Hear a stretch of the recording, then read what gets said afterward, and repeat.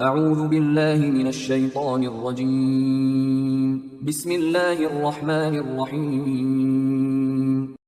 سورہ ملک آیات نمبر 15 تا 30 میں بیان کہ اللہ کی عطا کردہ زمین کی تمام نعمتیں انسان کو حاصل ہیں، لیکن اسے یاد رکھنا چاہیے کہ ایک دن اللہ کے سامنے پیش ہو کر اپنے اعمال کا حساب دینا ہے۔ اس زندگی میں بھی انسان کو ہر وقت اللہ سے ڈرتے رہنا چاہیے۔ اگر وہ سزا دینا چاہے تو کوئی بھی اس کے مقابلے میں مدد نہیں کر سکتا۔ وہ اللہ ہی ہے جس نے انسان کو ہر قسم کی صلاحیتیں عطا کی ہیں، اور آخر ایک دن سب کو اس کے حضور پیش ہونا ہے۔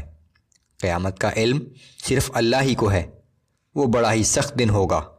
اس دن کافروں کو عذاب سے دوچار ہونا پڑے گا۔ اعوذ باللہ من الشیطان الرجیم۔ هو الذي جعل لكم الأرض ذلولا فامشوا في مناكبها وكلوا من رزقه وإليه النشور۔ وہ اللہ ہی تو ہے جس نے زمین کو تمہارے لیے نرم و ہموار کر دیا ہے، سو اس کے وسیع راستوں پر چلو پھرو اور اس کے دیے ہوئے رزق میں سے کھاؤ پیو، لیکن یہ یاد رکھو کہ روز قیامت زندہ ہو کر اسی کے پاس واپس جانا ہے۔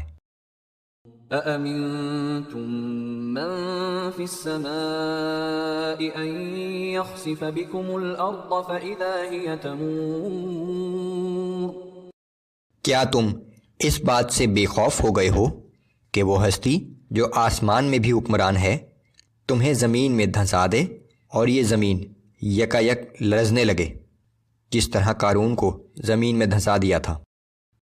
ام امنتم من في السماء ان يرسل عليكم حاصبا فستعلمون كيف نذير۔ کیا تم اس بات سے بے خوف ہو گئے ہو کہ وہ ہستی جو آسمان میں بھی حکمران ہے تم پر پتھر برسانے والی ہوا بھیج دے، سو تم عنقریب جان لوگے کہ میرا ڈرانا کیسا تھا، جس طرح لوط علیہ السلام کی قوم پر عذاب نازل ہوا تھا۔ وَلَقَدْ كَذَّبَ الَّذِينَ مِن قَبْلِهِمْ فَكَيْفَ كَانَ نَكِيرٌ۔ بے شک ان سے پہلے لوگوں نے بھی ہمارے پیغمبروں کو جھٹلایا تھا، پھر دیکھ لو کیسا تھا ہمارا عذاب۔ أَوَلَمْ يَرَوْا إِلَى الطَّيْرِ فَوْقَهُمْ صَافَّاتٍ وَيَقْبِضْنَ۔ کیا ان لوگوں نے